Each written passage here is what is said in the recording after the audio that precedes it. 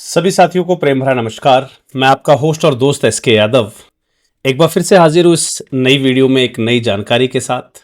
जी हाँ, बिल्कुल जैसा कि आप देख पा रहे हैं, मैं आज इस वीडियो में बात करने वाला हूँ एनजीओ दर्पण के बारे में, जहाँ पर हम इस दर्पण पोर्टल में जो चेंजेस आए हैं, जो नियम संस्थाओं पर नए लागू होते हैं या किन किन बातों का हमें विशेष रूप से अब ध्यान रखना होगा अपनी संस्था संचालन के दौरान, मैं उन सभी टॉपिक्स को आज की इस वीडियो में कवर करने वाला हूं।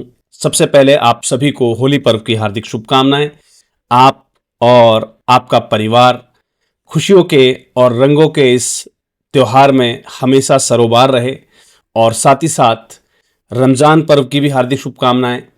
तो चलिए, इस वीडियो में मैं आपको बताना चाहूंगा कि दर्पण पोर्टल पर क्या क्या अपडेट्स अब आपको देखने को मिलते हैं।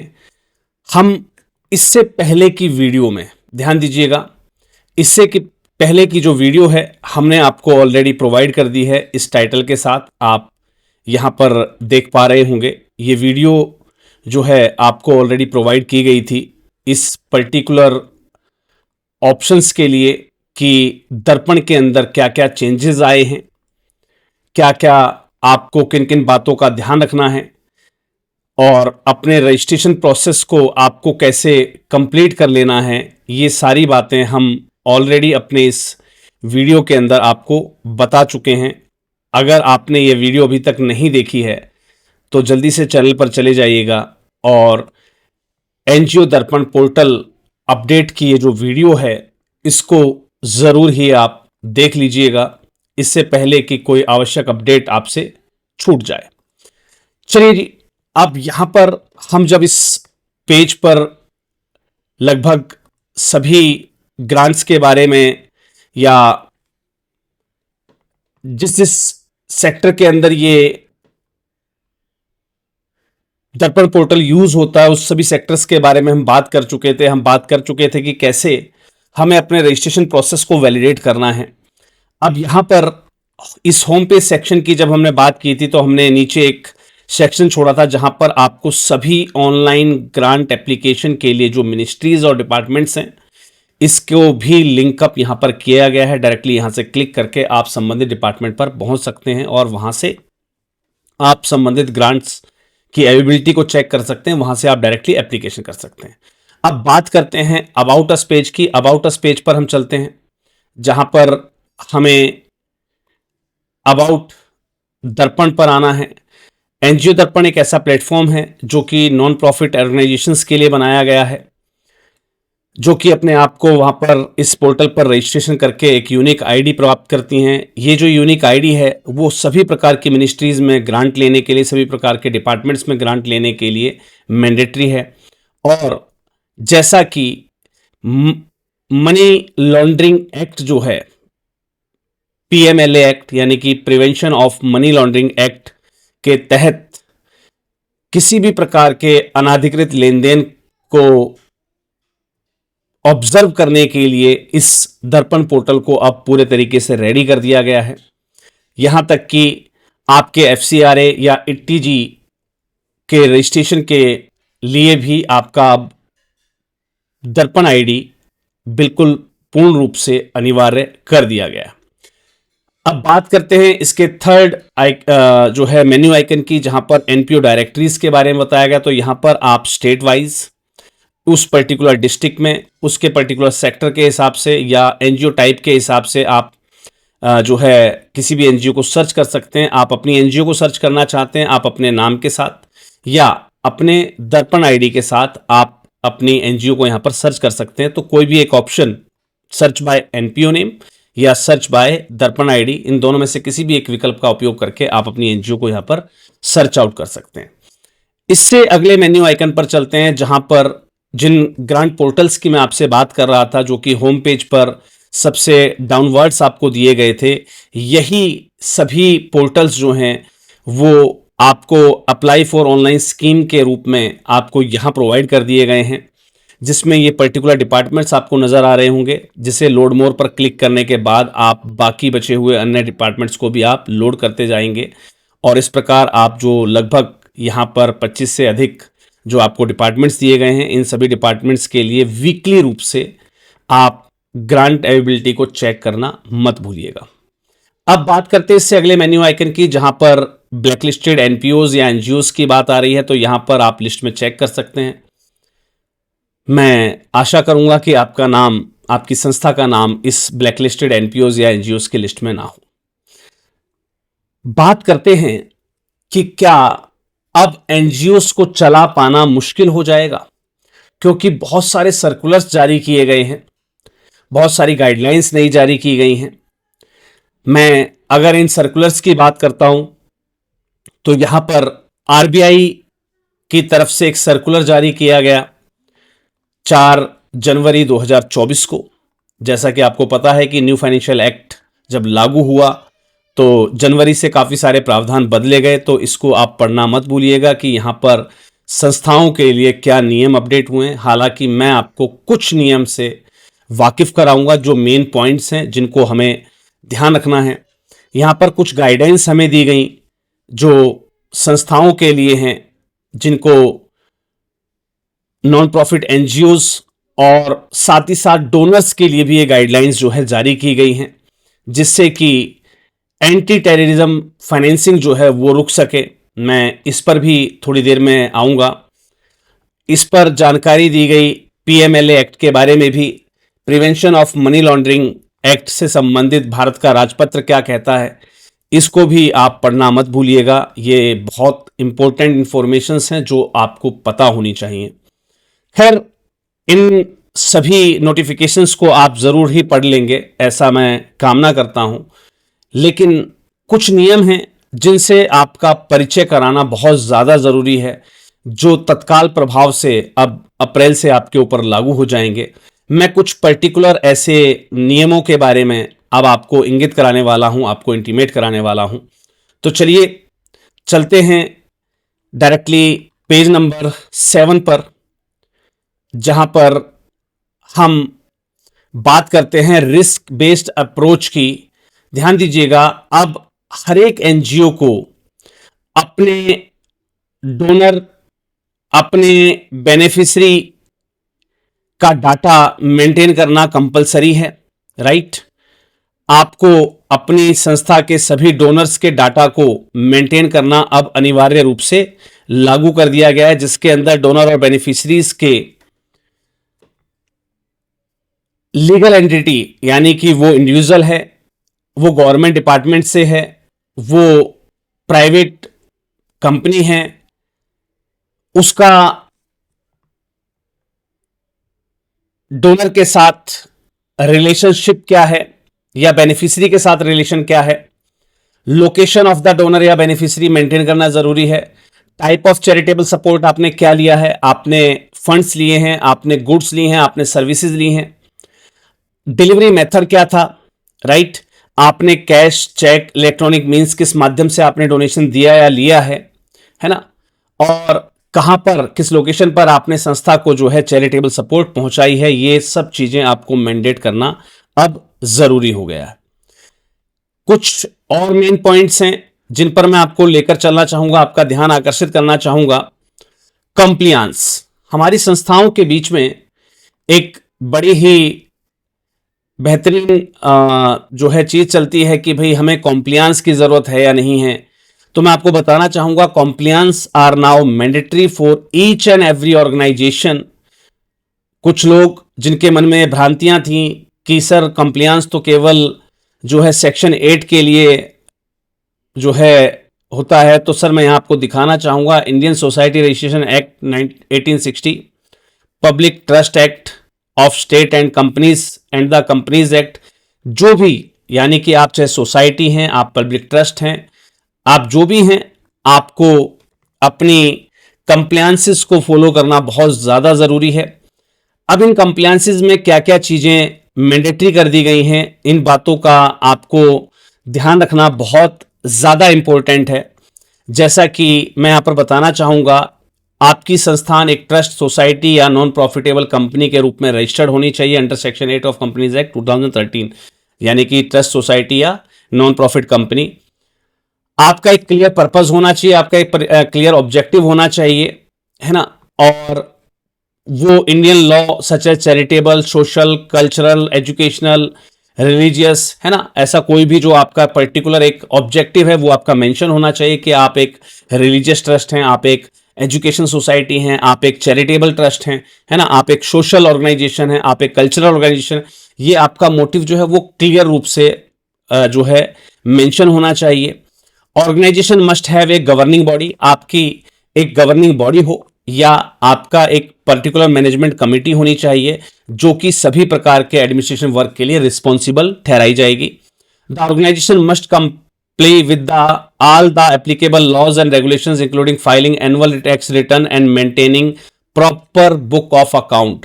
अब आपकी जो संस्थान है उस पर सभी एप्लीकेबल लॉज और रेगुलेशंस लागू होते हैं, जिसमें आपकी एनुअल रिटर्न की फाइलिंग्स और प्रॉपर बुक ऑफ अकाउंट्स को मेंटेन करना बहुत ज्यादा जरूरी हो गया है। काफी सारे और भी सवाल आएंगे, उनके जवाब भी मैं आपको इस वीडियो में ही दूंगा। एक बार आपने अपनी संस्था को रजिस्टर कर लिया, उसके बाद एनुअल रिपोर्ट्स को रिलेवेंट अथॉरिटीज को फाइल करना मैंडेटरी है।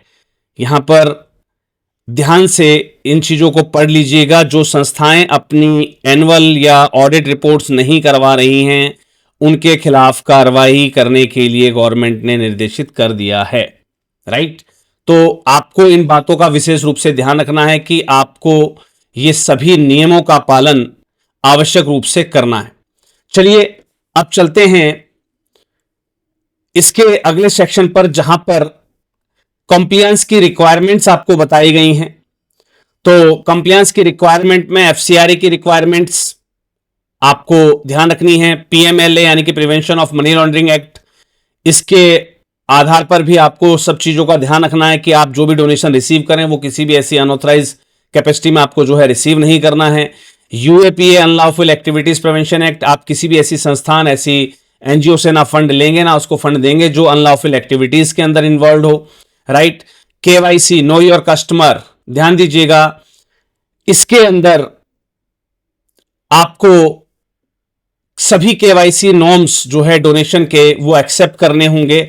आपके पास आपके डोनर की प्रॉपर आइडेंटिटी और उसका रिकॉर्ड आपके पास मेंटेन होना चाहिए, जो कि अगले 5 वर्ष तक के लिए, 5 साल तक के लिए आपसे मांगा जा सकता है। तो इन बातों का विशेष रूप से ध्यान रखना है। Due diligence, NGOs must conduct due diligence while accepting donations, specially if they are from foreign sources. अगर आप फॉरेन सोर्सेज से आप जो है फंड्स ले रहे हैं तो उसका ड्यू डिलिजेंस बहुत ज्यादा जरूरी है। चलिए जी, अब चलते हैं एक विशेष पॉइंट पर जहां पर बात की गई है आपके कस्टमर ड्यू डिलिजेंस की, कि कस्टमर ड्यू डिलिजेंस क्या होता है और ये किस लिए जरूरी है। तो लीजिए, इफ एन एनजीओ और NPO is giving money to an another NGO, आप कोई एक संस्थान जो दूसरे संस्था को फंड दे रही है या उससे फंड ले रही है किसी भी प्रकार के प्रोजेक्ट को कैरी आउट करने के लिए, they need to make sure that the partner organization is not included in illegal activities like money laundering और टेररिस्ट फाइनेंसिंग। आपको इस बात को विशेष रूप से सुनिश्चित कर लेना है कि जिस संस्थान के साथ आप ये लेन देन कर रहे हैं वो मनी लॉन्ड्रिंग एक्टिविटीज या किसी भी प्रकार की जो है इलीगल एक्टिविटीज के अंदर या टेररिस्ट जो है फाइनेंसिंग के अंदर इन्वॉल्व ना हो। एनजीओज या NPOs that gives the money, the donor is responsible for making sure that their partner organization is following these rules. The partner organization is responsible for collecting the personal information of the people who benefit from the project.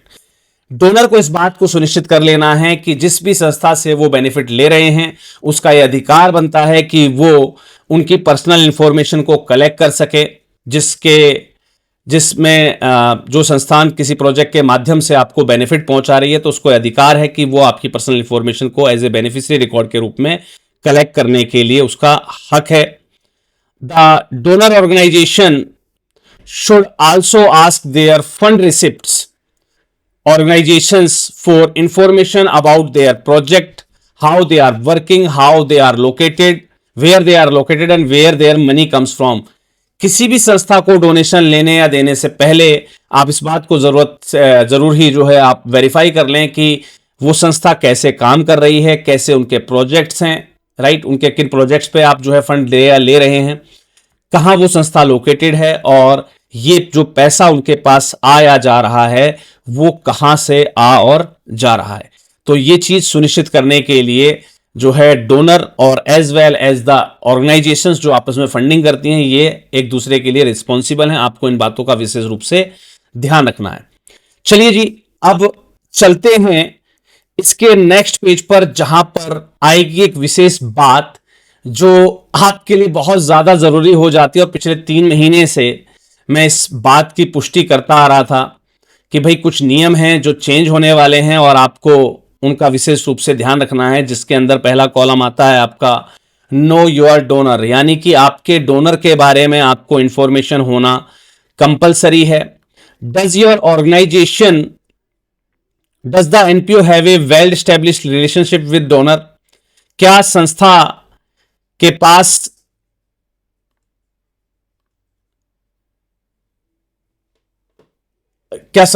एक well establishment है उसका donor के साथ? How is the money being receive, वो जो पैसा है वो कैसे रिसीव किया जा रहा है, right, cash, cheque, bank transfer या अदर किसी सोर्स के माध्यम से, बहुत जरूरी पॉइंट है। How large is the donation, donation amount कितना बड़ा है, इस बात को भी आपको विशेष रूप से ध्यान रखना है। अब यहां पर कुछ बातें और बताई गई हैं, इनको भी आप ध्यान से रीड आउट कर लीजिएगा, क्योंकि ये आपके डोनेशन लेते अथवा देते समय बहुत ज्यादा जरूरी हो जाती हैं। आते हैं अब मेन पॉइंट पर। यहां पर एक पॉइंट हमारा ये कहता है, पॉइंट नंबर 6, ध्यान दीजिएगा यहां पर, ध्यान दीजिएगा यहां पर, law and regulations for donors, donors के लिए क्या लॉस रेगुलेशंस बनते हैं या लागू होते हैं संस्थान के ऊपर। यहां पर आप देखेंगे 4.7.6 में आपको क्लियर रूप से मेंशन किया गया है कि NPOs are typically required to disclose information about their finance. संस्था की फाइनेंस से संबंधित जो भी इंफॉर्मेशन है वो उनको डिस्क्लोज करनी पड़ेंगी, एक्टिविटीज अपनी डिस्क्लोज करनी पड़ेंगी, और देयर गवर्नेंस, उनकी कार्यकारिणी क्या है वो डिस्क्लोज करनी पड़ेगी। Donor may want to receive an NPOs financial statement, annual report and other disclosure document to ensure transparency and accountability. मैंने आपको कहा था कि संस्था किसी एकल स्वामित्व में नहीं होती है, ये समाज का एक हिस्सा होती है, समाज के लिए होती है, समाज की होती है। तो आप अपनी किसी भी इंफॉर्मेशन को अब प्राइवेट नहीं रख सकते हैं, और शायद इसी नियम के ऊपर मैंने आपको एक वीडियो दी थी, और जहां मैंने आपको सुनिश्चित भी किया था कि आपकी संस्थान की ये जो इंफॉर्मेशन यहां पूछी गई है, जैसे कि आपके फाइनेंस के बारे में इंफॉर्मेशन, जो कि मैंने आपको बताया था कि आपकी जो वेबसाइट होती है, ध्यान दीजिएगा, आपकी जो वेबसाइट होती है, एक डायनेमिक वेबसाइट के जो फीचर्स मैंने आपको बताए थे, यहां ये तीनों पॉइंट्स कवर किए गए हैं कि संस्था की फाइनेंशियल इंफॉर्मेशन भी हमने वहां पर डोनेशंस के रूप में बताई हुई है। एक्टिविटीज की बात करते हैं तो हमने एक्टिविटी प्रोफाइल्स को भी वहां पर जगह दी है। गवर्नेंस हमने जहां पर बात की है हमारे एनजीओ के जो है स्ट्रक्चर की या उसकी टीम की, है ना। आपको जब हम बात कर रहे थे कि हमारी एक डायनेमिक वेबसाइट कैसी होनी चाहिए, तो आपको बखूबी रूप से याद होगा कुछ पर्टिकुलर पॉइंट्स थे जो आपको सजेस्ट किए गए थे। आपको बताया गया था कि ये पॉइंट्स अब संस्था की वेबसाइट पर होना मैंडेटरी हैं, जहां पर हमारा ऑर्गेनाइजेशन चार्ट और मैनेजमेंट बॉडी ये इंडिकेट करती है इसी पॉइंट को, जिसे आप यहां पर गवर्नेंस के रूप में पढ़ रहे हैं, राइट। हम बात करते हैं फाइनेंसिस की, तो यहां पर आपका जो डोनेशन पार्ट है, डोनेशंस इंफॉर्मेशन, राइट, ये आपके इसी पार्ट को कवर कर रही होती है। यहां पर हम बात करते हैं एक्टिविटीज की, तो आपका ये जो एनुअल या एक्टिविटी रिपोर्ट प्रोफाइल है, NGO profile, activity report profile, ये इन सब चीजों को कवर करता है। इसलिए मैंने आपको पहले भी सजेस्ट किया था कि समय रहते इन सब चीजों का आपको बखूबी रूप से जो है ध्यान रखना है। तो आपको ये ट्रांसपेरेंसी और अकाउंटेबिलिटी को मेंटेन रखने के लिए अपने डोनर के साथ ये चीजें आपको पब्लिश करना अब बहुत ज्यादा मैंडेटरी हो गया है। चलिए जी, अब इसी पेज पर एक नियम और भी है जिसका ध्यान आपकी ओर आकर्षित करना बहुत जरूरी है। वो नियम क्या है? Let me introduce you with that law. Section 80G, deduction can be claimed by the taxpayers when they make donation through the following modes। जब एक डोनर इन फॉलोइंग मोड्स के माध्यम से डोनेशन देता है तो ही वो टैक्स एग्जेम्पशन के लिए जो है एप्लीकेबल होगा। और साथ ही साथ some mode of donation such as cash donation have limits beyond which they may cannot be eligible for tax benefit। कुछ कैश की लिमिट है जिसके नीचे आपको 80G की रिसिप्ट काटने की आवश्यकता नहीं है। आप टैक्स बेनिफिट्स के लिए क्लेम अगर नहीं देना चाहें तो नहीं दे सकते हैं, राइट। अब ये लिमिट कितनी होती है? काफी बार मेरे साथियों का सवाल होता है कि सर क्या कैश की कोई लिमिट होती है? बिल्कुल सर, होती है। और यहां आपको इसके बारे में क्लियर रूप से जो है मेंशन कर दिया गया है कि कैश डोनेशन जो कि 2000 रुपए से अधिक कम के होंगे वो इस कैटेगरी में नहीं आते हैं, राइट। आप 2000 रुपए तक के डोनेशन को 10BD फाइल में ना भी चढ़ाएं तो कोई दिक्कत नहीं होगी आपको। अगर डोनर क्लेम करता है कि नहीं जी मुझे इसकी स्लिप चाहिए, तो आप स्लिप जरूर प्रोवाइड करेंगे उसको, राइट। और यह बात भी आपको ध्यान रखनी है कि जब भी आप डोनेशन लें तो 2000 रुपए से ऊपर कैश का डोनेशन आपको लेना ही नहीं है। उसको आप चेक, डिमांड ड्राफ्ट के माध्यम से लेंगे, राइट। तो इस बात का आपको विशेष रूप से ध्यान रखना होगा। यह नियम आपके ऊपर अब एप्लीकेबल होता है। चलिए जी, अब बात करते हैं एक और नियम की जो कि हमारे इस पैराग्राफ में है।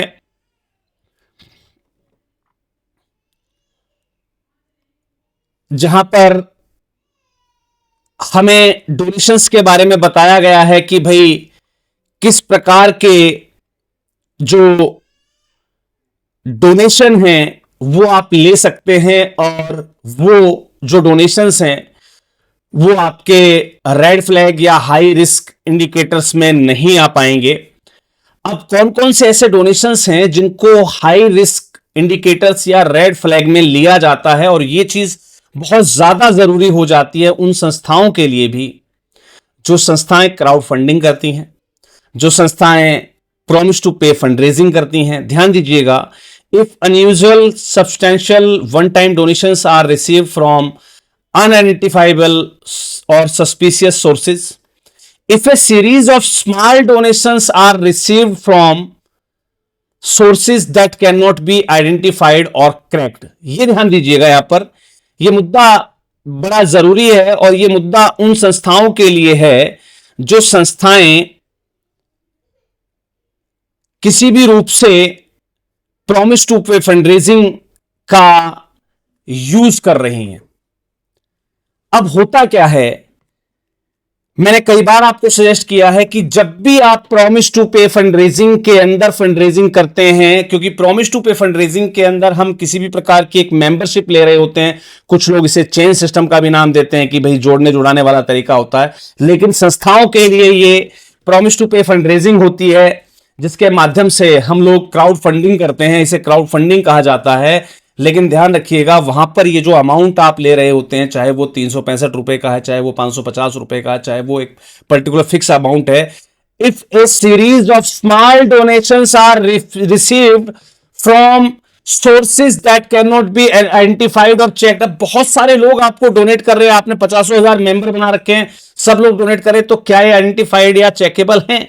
भाई आपके पोर्टल के हिसाब से चेकेबल हो सकते हैं, लेकिन गवर्नमेंट की नजर में ये रेड फ्लैग या हाई रिस्क इंडिकेटर्स में आते हैं। इसलिए मैं आपको हमेशा सजेस्ट करता आया हूं कि जब भी आप इस प्रकार की क्राउड फंडिंग या ऐसा कुछ भी यूज करते हैं तो आप इंश्योर करें, आप ये बात इंश्योर करें कि आप अपने जो डोनेशंस हैं इस प्रकार के, वो आप अपने जो पेमेंट गेटवे है उसके माध्यम से ही रिसीव करें, right.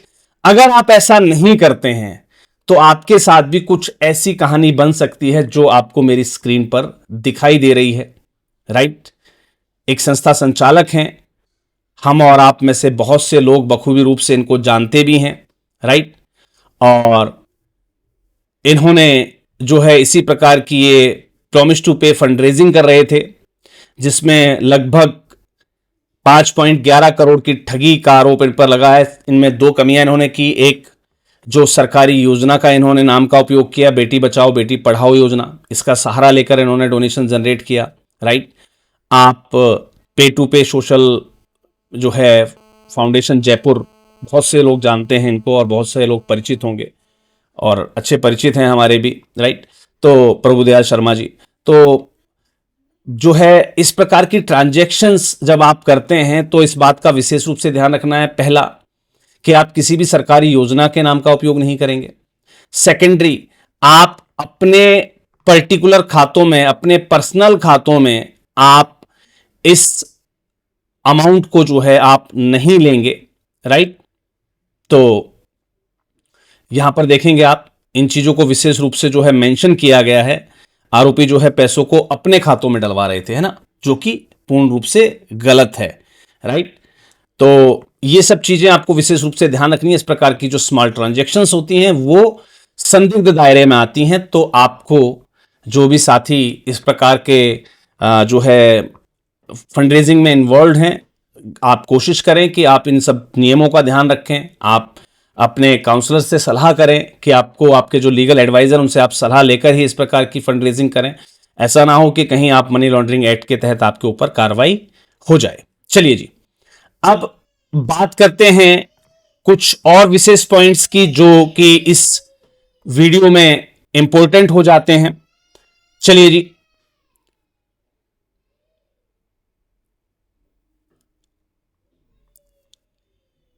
Page number 17, 4.9 record maintain. अब यहां पर ध्यान देने योग्य बहुत सारी चीजें हैं। आपको अपने transactions between donor and the beneficiaries, आपने डोनर से क्या लिया या आपने बेनिफिशरीज को क्या दिया, इस प्रकार के सभी ट्रांजैक्शन का रिकॉर्ड आपको अगले 5 साल तक की डेट के लिए रखना अनिवार्य होगा। ध्यान दीजिएगा, preserve the records related to the donor, intermediary, beneficiary identification and their address for at least 5 years after the associates end। जब आपका एसोसिएशन एंड हो जाता है उसके लास्ट 5 इयर्स तक आपको जो है उसका रिकॉर्ड रखना अनिवार्य होगा, right. Provide identification records and transaction data to the authorities, अब अथॉरिटीज को रिक्वायर्ड होगा तो आपको डाटा देना होगा। Keep all necessary information about the transaction to allow reconstruction of individual transaction including details like nature of transaction, amount, currency, date, parties involved, है ना। ये सारे रिकॉर्ड्स आपको रखने जरूरी हैं। ये सारी जो गाइडलाइंस हैं ये आप विशेष रूप से पढ़ लीजिएगा, जो कि आपके लिए बहुत ज्यादा इंपॉर्टेंट होने वाली हैं। एक विशेष पॉइंट और इसमें इंक्लूड किया गया है जहां पर मैं आपका ध्यान केंद्रित करना चाहूंगा। Develop a system to maintain and preserve account information that enable easy and quick retrieval when required by the authorities। जब भी अथॉरिटीज आपसे मांगे रिकॉर्ड 4 से 5 साल का पिछला, तो आपके पास एक ऐसा सिस्टम होना चाहिए जहां से डाटा एक बार में जो है आसानी से जो है क्विकली या इजीली जो है रिट्राइव हो जाए। Maintain records of customers identity and address and transaction record in either hard और सॉफ्ट फॉर्मेट, और शायद इसी आने वाली जरूरत को समझते हुए राष्ट्रीय एनजीओ महासंघ ने आपको दिया था आपका एक सॉफ्टवेयर, राइट, जिसे यहां इस वीडियो के रूप में आपको बताया गया था कि अब आपको बेवजह और फालतू के जो रजिस्टर हैं उनको मेंटेन करने की आवश्यकता नहीं है। एनजीओ मैनेजमेंट सॉफ्टवेयर पर आप ये सारी चीजें मेंटेन कर सकते हैं, आपके डोनेशंस और बाकी सब चीजों का डाटा, सब रिकॉर्ड्स, आपके सारे प्रोजेक्ट्स, आपके सीएसआर ग्रांट, सबके रिकॉर्ड्स आप यहां पर जो है मेंटेन कर सकते हैं, जो कि राष्ट्रीय एनजीओ महासंघ ने अपनी संस्थाओं को बिल्कुल फ्री ऑफ कॉस्ट अवेल करवाया है। तो शायद अब आपको जरूरत पता लग गई होगी कि राष्ट्रीय एनजीओ महासंघ समय समय पर जो ये आपकी जरूरतें पूरी करता जाता है या बिना बताए आपको कुछ भी नई जो नीतियां आपके लिए लागू करता है या कुछ नए आयाम आपको अगर लागू करके दे रहा है तो उसका बेनिफिट कब और कहां मिलने वाला, शायद आप इस बात से परिचित हो गए होंगे। राष्ट्रीय एनजीओ महासंघ की टीम एक दूरदर्शी जो है तकनीक पर काम करती है। हम आने वाले समय में क्या क्या चेंजेस, क्या क्या नियम गवर्नमेंट लेकर आने वाली है, क्या चेंजेस लेकर आने वाली है, उन सभी का ध्यान में रखते हुए ही आपको जो है जो इंफॉर्मेशंस हैं वो हम कुछ समय पहले से ड्राइव करना शुरू कर देते। जैसे मैंने आपको बताया था कि एनजीओ की डायनेमिक वेबसाइट अब मैंडेटरी है। आप इससे पिछले पॉइंट्स में आप देख चुके हैं कि क्या जरूरत थी एक डायनेमिक वेबसाइट की, क्यों हमें अपने ये सारे डाटाज जो है वो डिस्क्लोज करने होंगे अपनी वेबसाइट पर, है ना। क्योंकि अब मुझे लगता है कि इस वीडियो के बाद जो है डायनेमिक वेबसाइट वालों के रेट्स भी जो है वो हायर टू हायर हो जाएंगे, इस प्रकार के सॉफ्टवेयर वालों के रेट भी हायर टू हायर हो जाएंगे, है ना। तो आपको समय रहते डिसीजन लेने होते हैं। आपने समय रहते अगर डिसीजन लिए हैं देन वेल एंड गुड, अगर आपने समय रहते डिसीजंस नहीं लिए हैं देन वेल एंड गुड। आप कैसे इन चीजों को मेंटेन करेंगे ये अब आपको देखना है। चलिए मैं आपका ध्यान केंद्रित करना चाहूंगा एक और विशेष बात की ओर, जहां पर कुछ विशेष मुद्दे और आपको बताए गए हैं। So let me introduce you with them also. संस्था को अपना बैंक अकाउंट मेंटेन करना जरूरी है।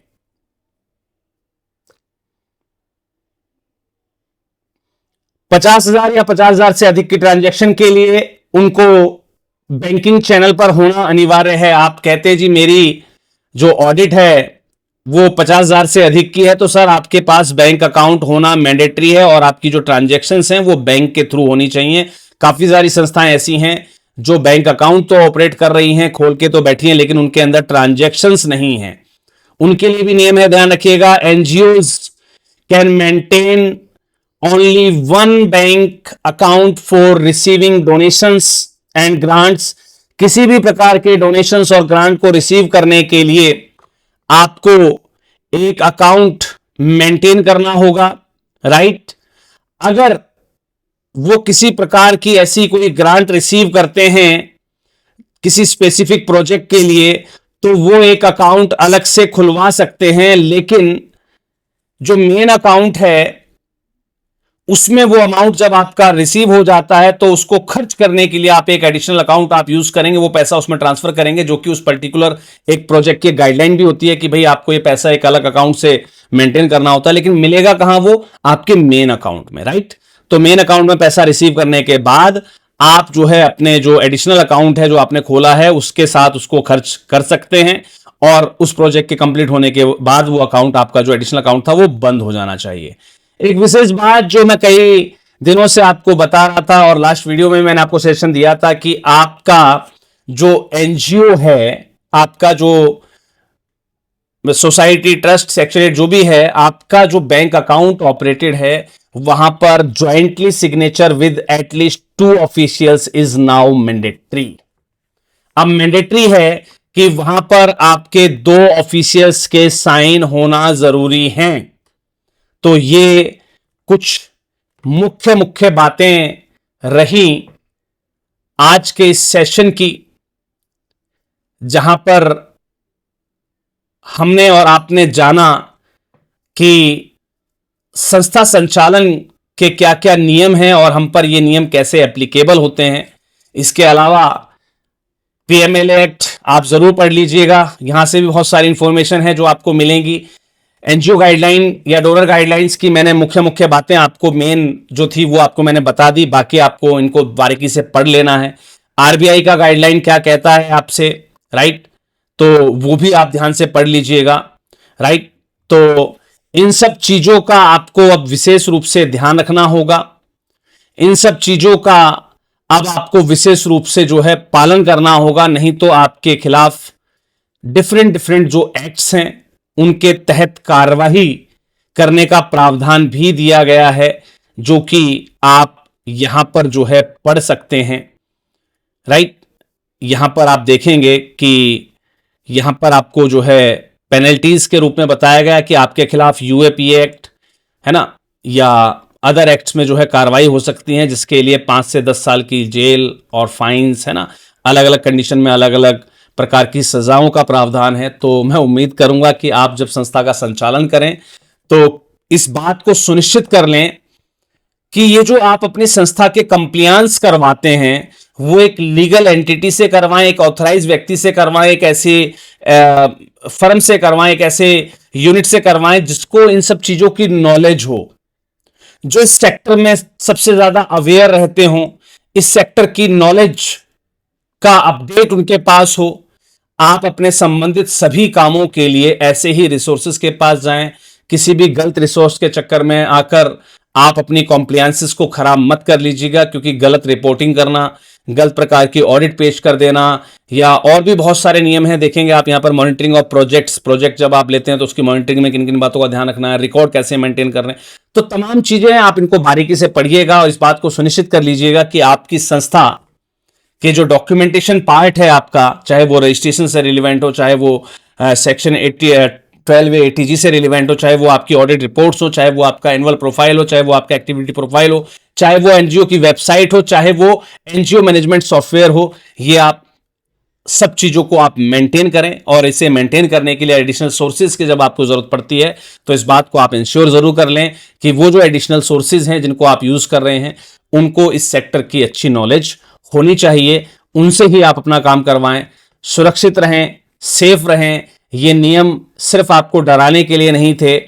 इन नियमों से हम जैसी संस्थाओं के जो जेन्युइन रूप से वर्क कर रही होती हैं, ऐसी छोटी छोटी संस्थाएं जो जेन्युइन रूप से अपने काम कर रही हैं, अपनी ऑडिट्स करवा रही हैं, उनको एक बहुत बड़ी खुशी की भी अनुभूति हुई है, क्योंकि जितनी भी फ्रॉड संस्थाएं थी या इस प्रकार के कार्यों में संलिप्त संस्थाएं थी उन पर एक लगाम कसी जाएगी और कहीं ना कहीं हम लोगों के लिए जो है फंडिंग की अपॉर्चुनिटीज जो है वो बढ़ जाएंगी। तो चलिए मिलते हैं अगले किसी और वीडियो में नई किसी जानकारी के साथ। तब तक के लिए सभी को जय हिंद, जय भारत, धन्यवाद।